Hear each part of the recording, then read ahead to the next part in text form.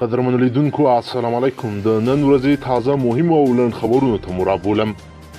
غنی د ګډ حکومت مشر اشرف غنی د یو لوړپوړي دولتي پلاوي په مشرۍ د جرمني مونیخ ښار ته ولاړ.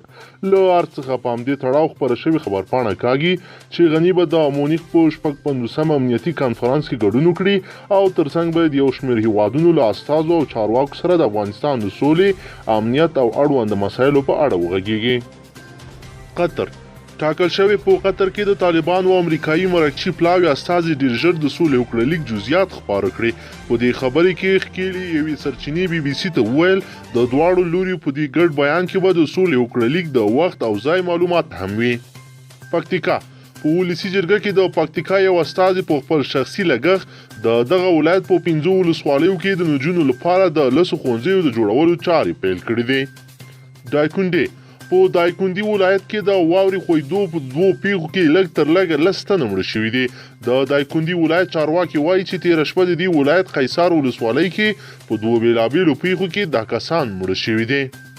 رسنۍ حکومتي ادارې د ولسمشر په امر وروسته له هغې له خلکو سره د اطلاعاتو شریکولو لړۍ پیلوي چې په دې وروستیو کې رسنیو اطلاعاتو ته د لاسرسۍ په برخه کې پر حکومت نیوکه کولې.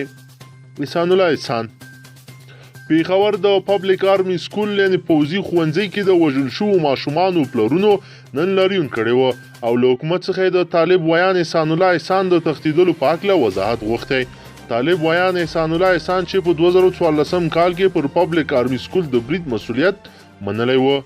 پوهنې وزارت د پوهنې وزارت وایي لا هم په ګڼو ولایتونو کې زرګونه مسلکي ښوونکو ته اړتیا لري او تر اوسه د مسلکي ښوونکو له اړخه بسیا شوي نه دي.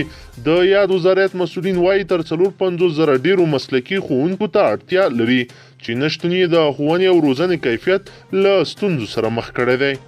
ملا بهرام پښتون ژغورنې غورځنګ مخکښ مشر ملا بهرام اخوند ورسره ملګري د پاکستاني ریاست لخوا نیول شوي و.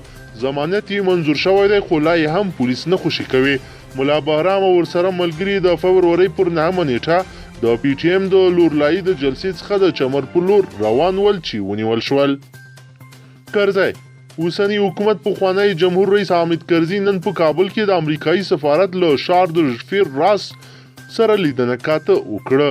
د کرزي له مطبوعاتي دفتره په خپره شوې خبرپاڼه کې راغلي د معلوماتو له مخې په دې لیدنه کې ویلسن د افغان سولې برخه کې د وروستیو پرمختګونو په اړه پخواني ولسمشر ته معلومات ورکړي دي.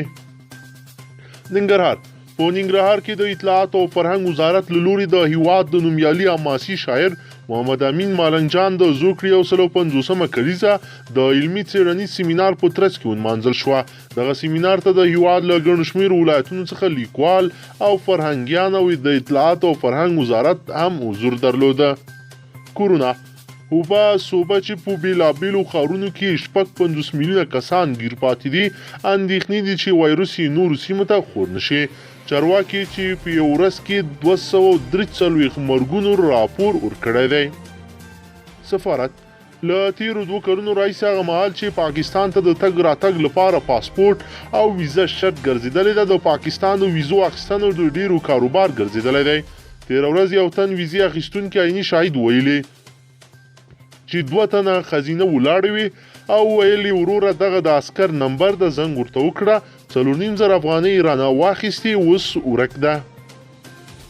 جنغوزي یو شمېر سوداګر وایي په چین کې د نوي چینایي کال او د کورونا وایرس د خپرېدو له امله چین ته د جنغوزیو صادرات درېدلي وو او په ټنونه جنغوزي تر اوسه په ګودامونو کې پراته دي.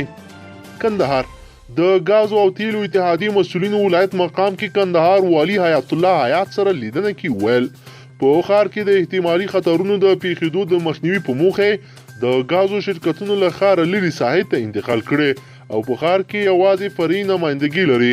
خو په وینا د ځینو مسؤلینو له لوري وخت ناوخته د یادو فرعي څانګو د فعالیت پر وړاندې خنډونه رامنځته کیږي. دوی د یادې ستونزې ترڅنګ یو شمېر نورې حقوقي ستونزې هم شریکې کړې او له کندهار والي د همکارۍ غوښتنه وکړه. طبیعي پیښو ته د رسیدو افغان وزارت وایي په دایکنډي ولایت کې تیرو 24 ساعتو د واورې خویدو له کبله د 14 کسانو له وژل کېدو سره په تیره یو میاشت کې افغانستان کې د ورښتونو او سړې هوا له کبله د وژل شوي شمیر 82 کسانو ته رسیدلی دی.